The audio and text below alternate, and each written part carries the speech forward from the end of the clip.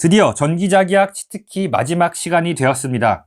아쉽지만 끝이라는 것은 새로운 시작을 알리는 신호가 되겠죠. 전기자기학 기쁘게 마무리하면서 우리 다음 전기기기 볼 텐데요. 아직 끝나진 않았습니다. 오늘 수업까지 열심히 들어주시고 또 전기기기에서 배우면 됐겠죠. 자, 어쨌든 바로 37번째 치트키 이제 전자기에 들어갈 텐데 우리가 앞에서 뭐 배웠나요? 전기 배웠고요. 자계 배웠죠.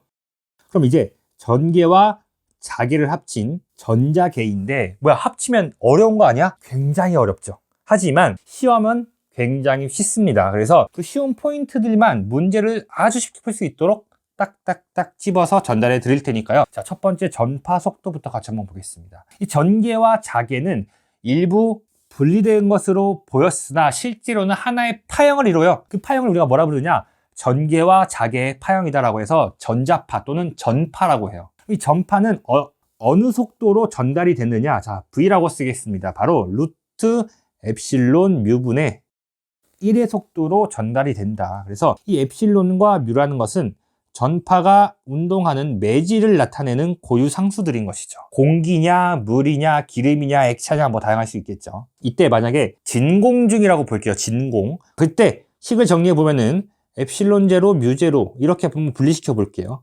엡실론 S, 뮤 S 이렇게 분리시킬 수 있겠죠.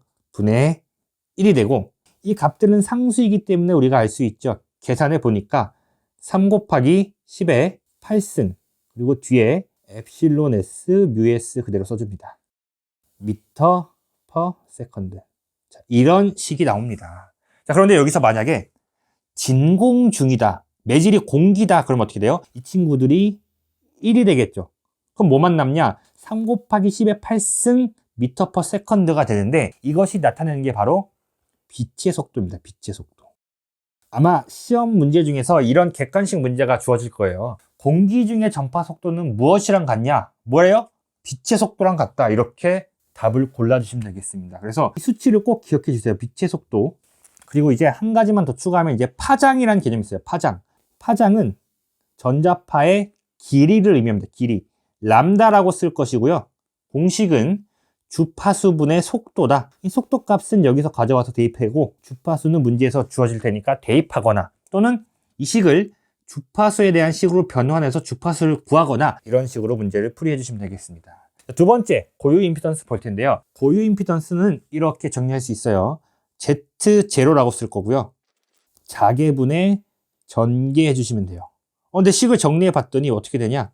엡실론분의 뮤예요. 와, 정말 재밌어요. 뭐가 재밌냐? 전파 속도는 뭐였어요? 루트 안에서 엡실론과 뮤를 곱하는 거였고 고유 임피던스는 뭐예요? 루트 안에서 엡실론을 뮤로, 다시 뮤를 엡실론으로 나눈 값입니다. 자, 이거 마찬가지로 엡실론 제로와 뮤 제로를 정리해 보면은 377 곱하기 루트 엡실론 S분의 뮤 S가 된다. 자, 그럼 마찬가지로 또 진공 또는 공기 중이라면 어떻게 돼요?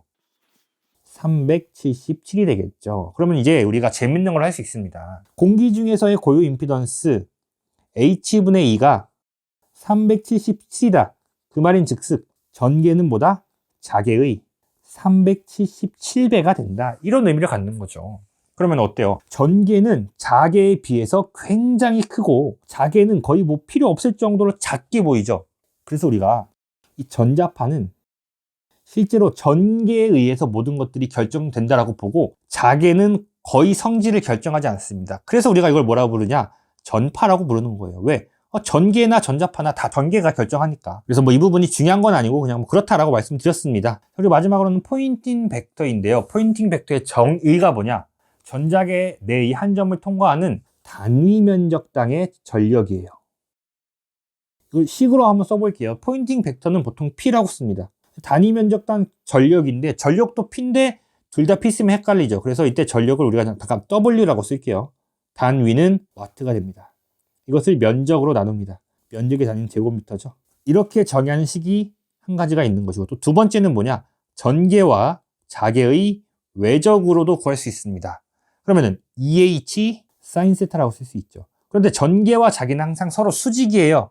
무슨 말이죠? 사인 세타가 90도면은 1이니까 EH가 된다는 것이죠. 이렇게 두 번째 식까지 포인팅 벡터에 대해서는 정의식과 함께 전계와 자계의 외적이다 이렇게 세 개 정리해 주시면 되겠습니다. 전자계에서는 이 세 가지가 가장 많이 나오고요. 그리고 여러분들이 가장 헷갈려 하시는 전개와 자개의 모든 수식들을 정리한 맥스웰의 전자방정식이 있어요. 크게 4가지가 나오는데요. 우선 이 공식들은 여러분들이 눈에 익을 때까지 반복해서 보는 방법밖에 없습니다. 그런데 그래도 우리가 조금 쉽게 외울 수 있는 방법이 있으면 좋잖아요. 그래서 제가 아주 재밌게 외울 수 있는 방법을 한 개 준비했습니다. 비트 주세요. 가우스 정리 전 속밀도 발산하면 전하밀도 자 속밀도 발산하면 000 전 기장이 회전하면 패러데이 마 이너스 자속밀도 편미분 자 기장이 회전하면 앙페르 전 도전류 더하기 변 위전류 맥스웰의 전자 방정식 가우스와 패러데이 앙페르. 이 노래 꼭 반복해서 들으시면서 따라 부르면은 금방 외우실 겁니다. 이렇게 정리를 해 주시고요. 그리고 이제 이론은 설명드리지 않을 건데 제가 이 단답형 중에서 특수 현상들에 관한 자주 나오는 문제들을 교재에다가 수록했으니까 이것들은 문제를 풀면서 여러분들이 또 하시다 보면은 금방 익숙해질 것입니다. 그렇게 정리해 주시고요. 우리 전기자기학은 여기서 마무리하도록 하겠습니다.